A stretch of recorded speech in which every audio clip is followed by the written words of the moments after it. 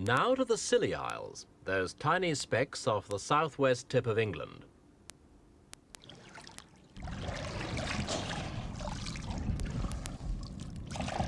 Laura's got a coin. Has he? Yeah. Silver? Gold? Bronze.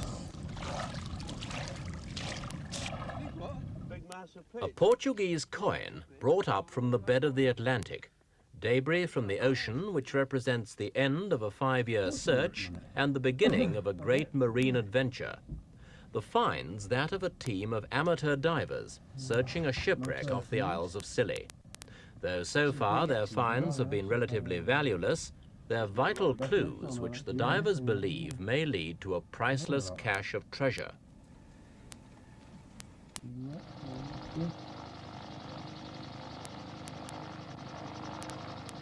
The site of the shipwreck off Southward Well Rock has been kept a closely guarded secret for a year since the first discovery was made.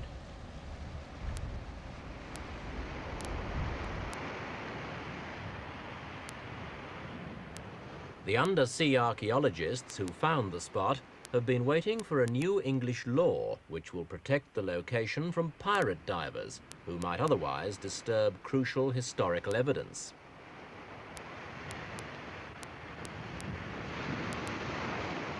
The team's convinced it has found the last resting place of a 1,600-ton man-o'-war which sank in the 18th century. HMS Colossus was lashed by a fierce southeasterly gale in December 1798. The 600 people on board clung to the rigging all night until help arrived, and all but one were saved.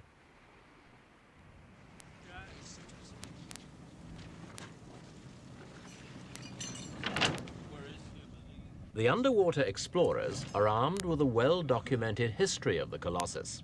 They know she was an important vessel returning from the Battle of the Nile when the storm struck. Many of those aboard had been wounded in the conflict.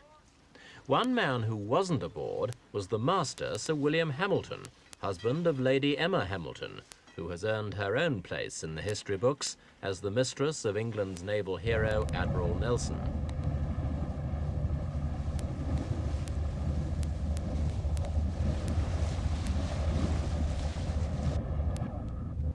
Aboard the unfortunate vessel was Sir William's priceless collection of 1,000 Greek and Roman antiquities.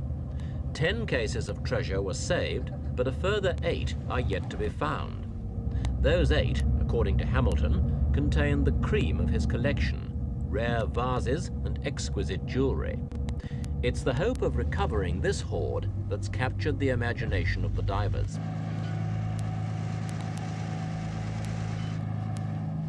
On the day we followed the diving team, conditions were perfect, but the team weren't risking a rushed equipment check in their hurry to search for fresh clues.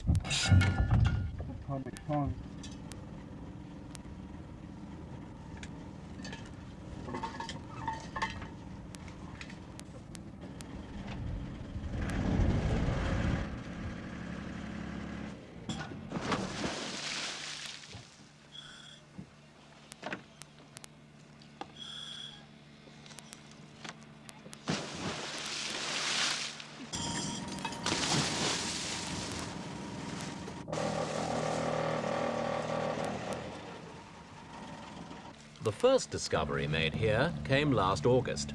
In a jubilant 45 minutes of diving, the team brought up a mass of twisted copper bolts and pieces of pottery. They recorded the site's position and applied for a license for sole rights to the salvage. To get it, they had to prove their ability as diving archaeologists. Now, the full exploration's beginning, and the team's claim is protected by law.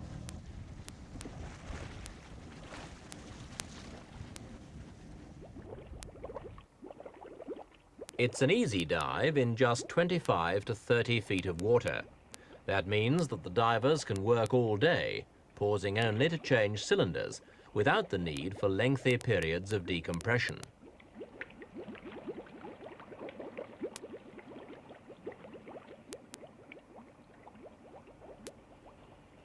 The location's well sheltered, and the only real problems are the shifting sand and the places where the bed's covered with kelp.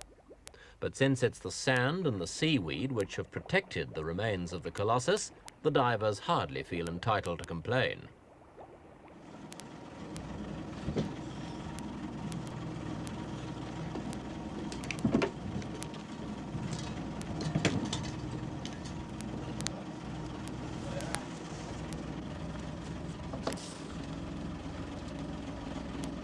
Step by step, dive after dive, the team's building up a plan of the remains of Colossus as they believe they lie on the seabed. The treasure's probably at the spot where the ship's main mast was rooted, so the team needs to pinpoint that spot. But as one diver explained, the positions of cannon found on the ocean floor are clouding the picture. What sort of cannon are they? We've got 4 long 12-pounders, 2 carronades, and 1 very small iron gun, probably a signal gun. But the ones that really interest us is the position, really, of the 6 large guns. And these guns, originally, when the ship went down, she'd have been carrying the 2 carronades right forward, facing forward, used purely as demolition guns, fired 68-pound shot, as opposed to 12 pounds on the other guns, twice as long as she was. And they were fired from the bow, always, you know, they never fired in any other position. And so we expected, logically, to find that this was the bow section of the ship. But since then, we found that they are in between the 2 sets of long 12-pounders, and this has thrown us again. It's nice in one way, in as much as it proves the site is spread out over a much larger area, and that there's more chance of things having sunk into the sand. Although they weighed between them 4 or 5 tons, they could well have been carried on a very large section of timber. It should be 40 to 50 foot across at this point. And the timber, as you can imagine, would have a certain amount of buoyancy, and they might well have bounced or been thrown by the sea a few feet one way or the other. Or they could have possibly been discarded by these people salvaging cannon at the time as being, because of their very large shot they use, as being unnecessary for salvage. They might not have been wanted by the authorities, and they might have just been dragged out of the way. She's a very large ship, 174 foot long, 50 foot in the beam, and very probably from the depth of a keel to the top of a quarterdecks, 50 foot there again. Ashore, these cannon, also from the Colossus, were salvaged before she finally slipped below the waves. Now they silently survey her grave. But this brandy bottle's a recent find. Its condition bodes well for the state of the treasure, as does this wooden scraper, still usable. Some metal objects have survived well, protected from the salt water by a blanket of sand. Grassy colour is from where it's been buried in sand. It's been abraded. And this, Lead shot is pitted, but fittings made of brass have fared better. There's no money in this sort of treasure hunting. All items are destined for the British Museum, where they'll be tested, dated and kept. There's some sheathing rings here. In theory, I suppose it ought to go in water. We get Roland to do that when he goes back to Penzance. It's the excitement of being the first person to handle an object since it was originally lost that keeps the marine archaeologists fascinated. That and the triumph of snatching history back from the grasp of the sea. Hamilton's treasure is not the only prize off the Scillies. There's talk of a shipload of gold lost en route to Holland from the East Indies.